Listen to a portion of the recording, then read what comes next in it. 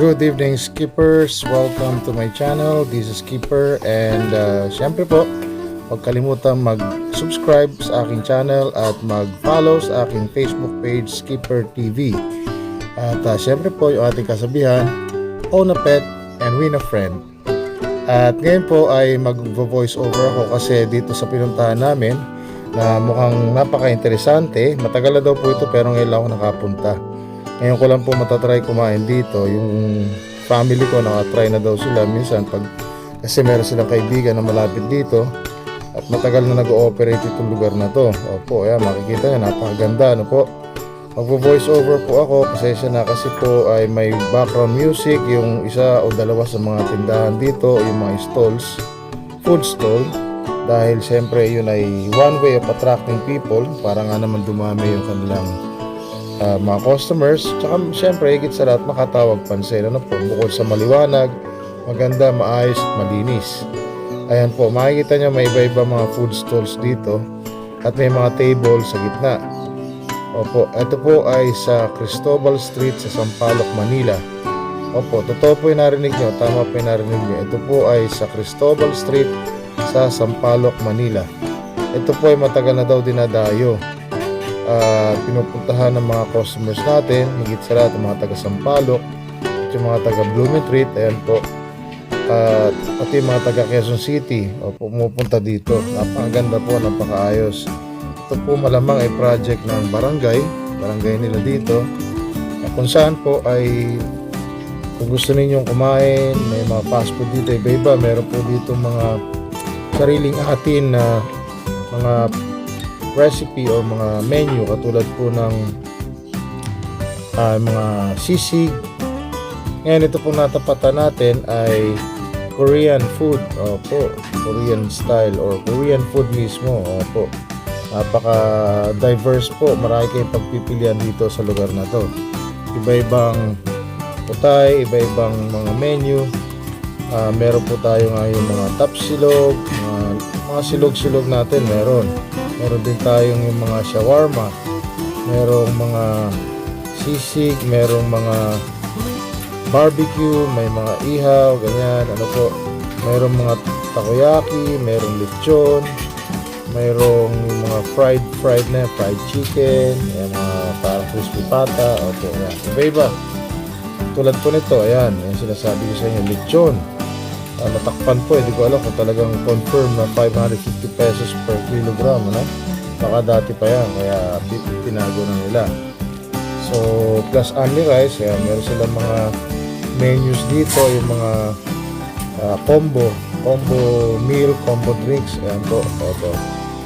At sana po, inimbita ko nga po kayo na pumunta dito. Kung dati na po kayo pupunta, sana po bumalik kayo para po makita natin o matikman uli ninyo yung mga menus na nandito sa atin sa lugar na ito, na kung saan po ay swak sa budget. Opo, totoo po yan, swak sa budget. Makakapili po kayo kung ano gusto nyo at iba-iba po, no?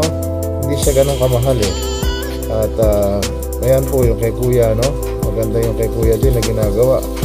Ay, niluluto niya, ano po, hindi ko pa na-try ito. Isang ano ba tawag dito? Premium rice toppings. First time chef ang pangalan ng kanyang kanyang stall. Shoutout sa'yo, kuya. Ano po, tingnan natin. Yang chow rice, parang mga Chinese style naman to, hindi ako nagkakamali.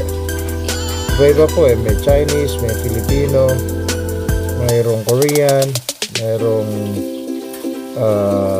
tawag nun, yung sa Middle East, kaya yung shawarma na yan, no? Kung di ako nagkakamali po.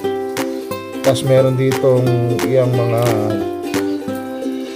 mango shake, fruit shake, ayan, meron po iba-iba, ano po, medium 65 pesos, large 85, parang ayan si kuya. Shoutout sa'yo, kuya. Hindi ko kayo cover yung natural na sound effects nito kasi nga may background music tayo. Siyempre para iwas tayo sa ni Meta. Opo. Anyways po, kung gusto nyo puntahan, try nyo po dito, sigurado po sa inyo magugustuhan nyo.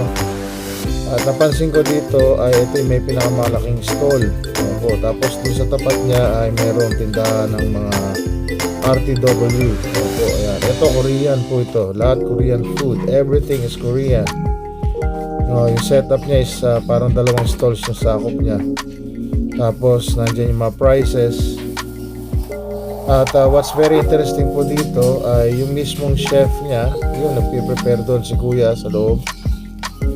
Napansin ko mukhang Korean din. Tingnan natin maya maya. So nandiyan yung mga prices niya at saka yung mga kind ng food na meron dito. So meron siyang baby kimbap. Hindi ko po alam yung mga tawag eksakto, kung tama ba, Jokboki, parang ganyan, ayan. So kimchi 25 pesos. Opo, ayan, yung mga Korean niya, mga noodles yata yan. Hindi ko pa na-try, hindi po ako ganun kapamilyar sa mga Korean food. Pero kung mga tinatawagan ko ng pansin po, yung mga mahilig sa Korean food, punta lang po kayo dito. Opo, huwag po kayo mahiya, punta kayo dito. Ito yung kanyang mga menu, nakalagay dyan, Crazy Opa, ayan, Samyang Omelette. Opo, ayan mga menu niya, ayan, si kuya, Opo, mamaya po ay subukan natin siyang kausapin kung sakali. Opo, ayan. At alam nyo, naging interesante itong lugar na to dahil po matagal ko na nadidinig, matagal na po sinasabi sa akin ng wife ko, kaya lang nga po dahil busy po tayo at saka tinitingnan ko parang wala akong pwesto para makapagparada ng sasakyan, kaya nag-aalangan ako po. Pero this time nagkaroon kami ng chance, so tinry ko po, kaya lang ang tinry namin na food ay yung fried chicken tsaka rice combo meal, gano'n, tas parang, hindi, fried nga ba, o fried chicken nga, may gravy, okay naman po siya. Magkano nga yun? Tsaka yung sisig, magkano nga ba yung na yun, yung fried chicken, 170 pesos, isang buo daw po yun. Wow, imagine nyo, 170 pesos isang buo na chicken. At may rice na yan, mabubusog na po kayo sigurado. Gusto nyo mag-extra rice, pwede. Hindi ko na po na-cover kasi mayroon kami dito katabing mga pets habang kumakain kami, po. Yung kanilang mga alagang pets dito sa tabi-tabi ay pag nakita may tao nang kumakain ay siyempre babaka sakali po. At since tayo mahilig sa pets, hindi naman po natin pare pagtabuyan yung mga yon, mukhang mababait naman sila. Anyways po, itutuloy natin itong ating pag-cover. At maraming po salamat ulit. Huwag nyo kakalimutan po, own a pet and win a friend. Please like and subscribe to my channel, mga iSkippers.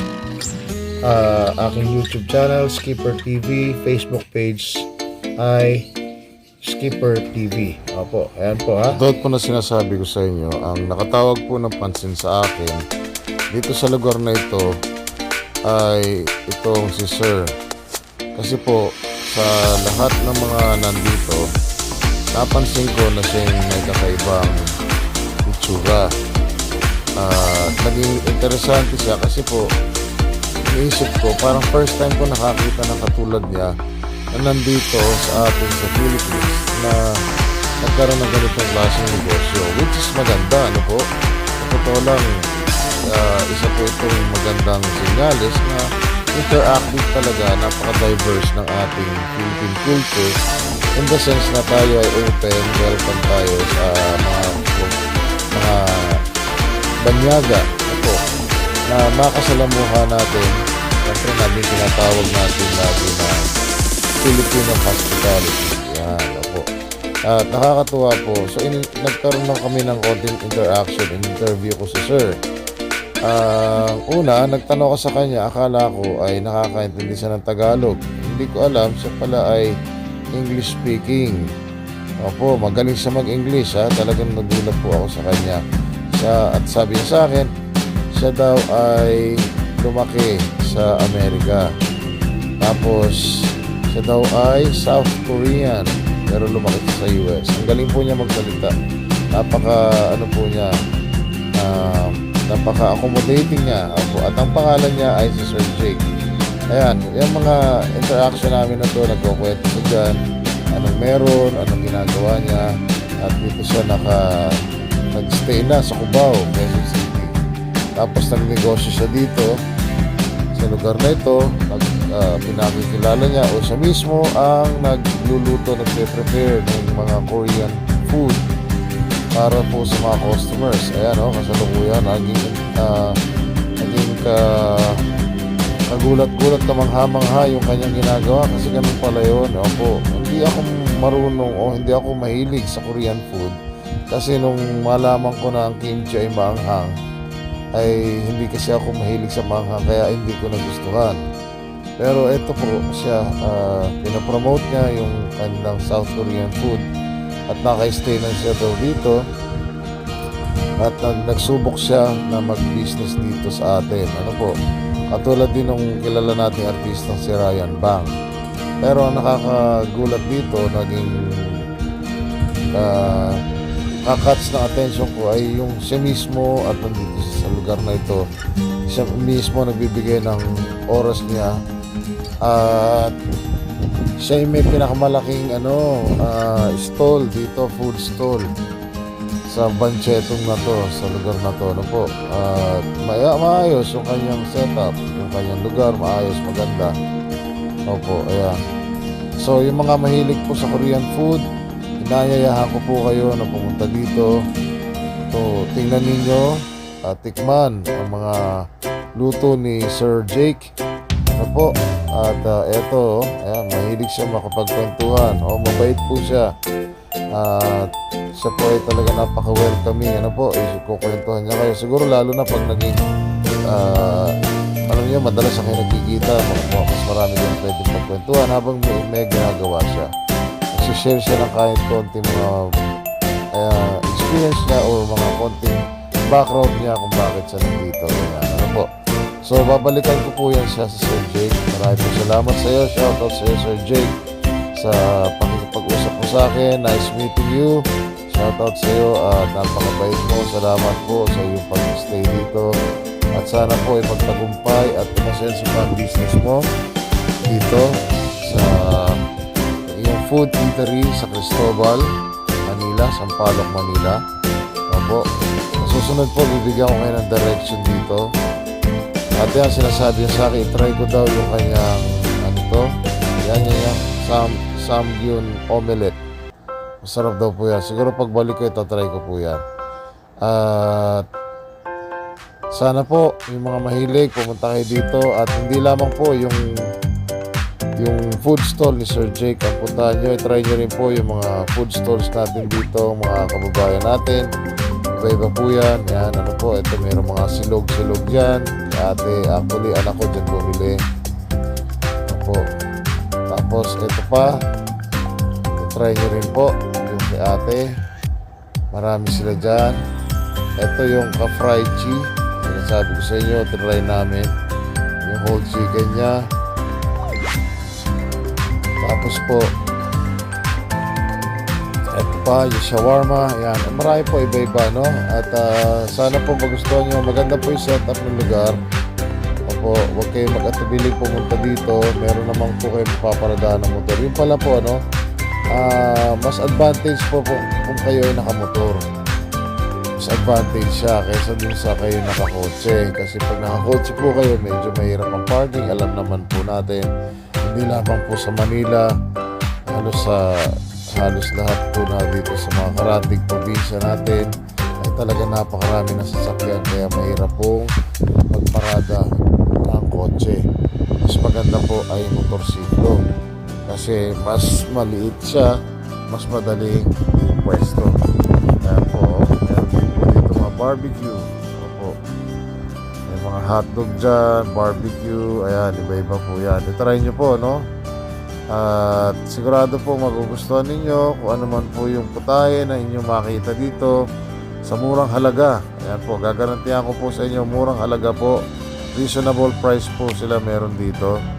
Opo, ayan o. Nanay Virgis Sislingan, shout out po sa inyo. Ayan yung kalang mga main dishes.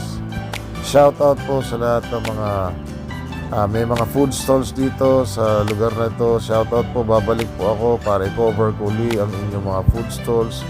Sana matimingan ko ng mas maraming tao para mas masaya.